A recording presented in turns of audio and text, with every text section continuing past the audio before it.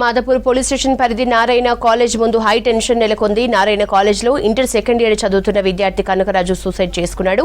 ఈ నెల 8న నారాయణ కాలేజీలో జాయిన్ అయ్యాడు కనకరాజు. తను చదువుతున్న ప్రణవి క్యాంపస్ లో ఊరేసుకుని ఆత్మహత్య చేసుకున్నాడు. కాలేజీ ముందు మృతుడి కుటుంబ సభ్యులు ఆందోళన చేస్తున్నారు. ఫర్నిచర్ ని ధ్వంసం చేశారు.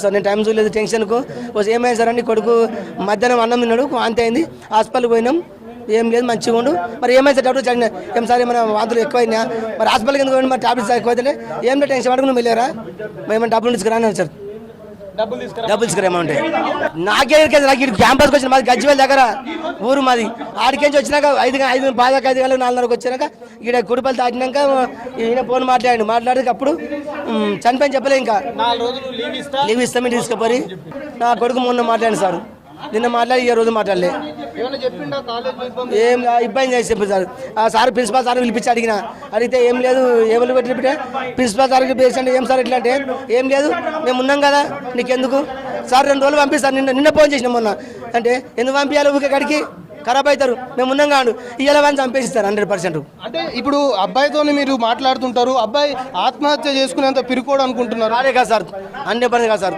ధైర్యవంతు సార్ నా కొడుకు పిరికి మంత్రుడు కానే కాడు ఏదో నాకే డాడీ ఫోన్ చేశారు డాడీకి ఇట్లా సంగతికి ఇట్లా అని. ఇప్పుడు మీరు ప్రధానంగా ఏం ఆరోపిస్తున్నారు కాలేజ్ సంబంధించిన వాళ్ళ హత్య చేసిందంటారా మీరు? అత్తనే సార్ 100%.